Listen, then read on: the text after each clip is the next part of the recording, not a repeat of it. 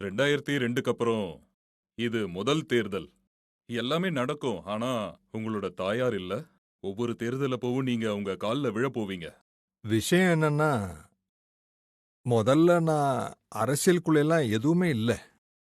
திடீர்னு எனக்கு அமைப்புக்கு வேலை செஞ்சுக்கிட்டு இருக்கும்போது அடல்ஜி ஃபோன் பண்ணாரு. ராத்திரி வர சொல்லி. ஏதோ வேலை இருக்குன்னு. நான் அடல்ஜி கிட்ட போனேன். நீ குஜராத்துக்கு போணும்ப்பான்னாரு. நான் அப்ப கேட்டேன். எதுக்குன்னு? நான் இப்பதான் இங்க வந்தேன். நாட்டுல உள்ள எல்லா வேலையும் பார்த்துக்கிட்டு இருக்கேன். அப்ப எதுக்கு என்ன குஜராத்துக்கு போக சொல்றீங்க? நான் பார்ட்டி வேலையை செஞ்சுக்கிட்டு தானே இருக்கேன். குஜராத்துக்கும் அப்பப்போ போய் பார்ப்பேன். இல்ல, இல்ல. அமைப்பு வேலையெல்லாம் போதும். அது என்னன்னா, நீ அரசாங்கத்த கவனிச்சுக்கணும். நான் என்ன சொன்னேன்னா, நான் அரசாங்கத்த நடத்துனதில்ல. எனக்கு யாரையும் தெரியாது.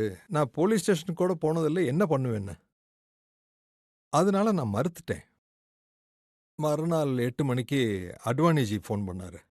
என்னப்பா நேத்து நீ அடல்ஜி சொன்னதுக்கு மறுத்துட்டியாமே?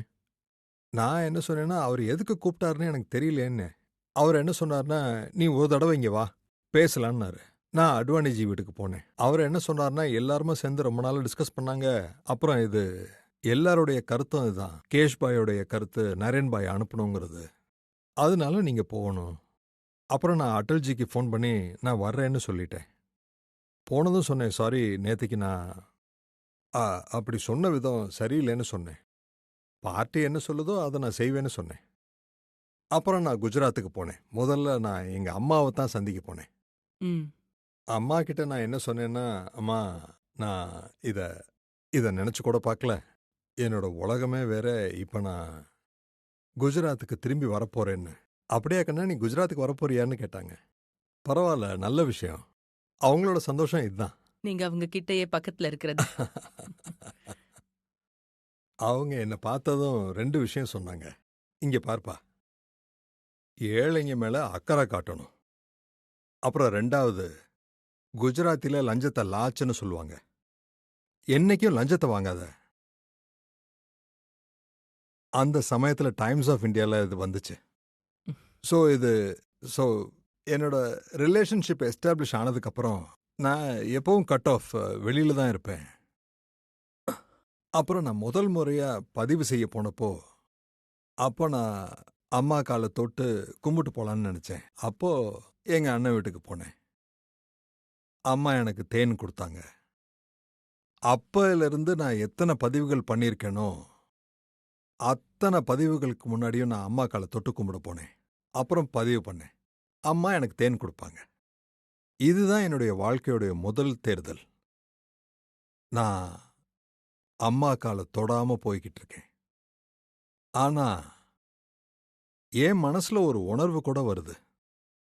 இன்னைக்கு நாட்டுல 140 கோடியில கோடிக்கணக்கான தாய்மார்கள் இருக்காங்க.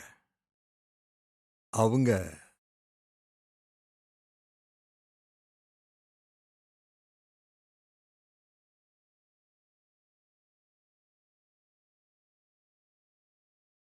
எந்த அளவுக்கு என் மேல அன்பு காட்டினாங்களோ, ஆசீர்வாதம் கொடுத்தாங்களோ,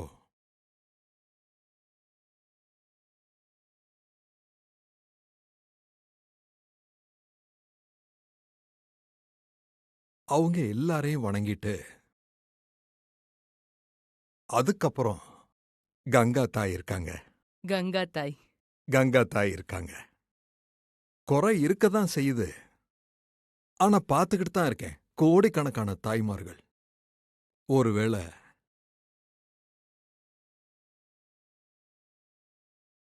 உணர்வு பூர்வமா எனக்கு என்னைக்குமே சக்தி கொடுத்துக்கிட்டு இருப்பாங்க.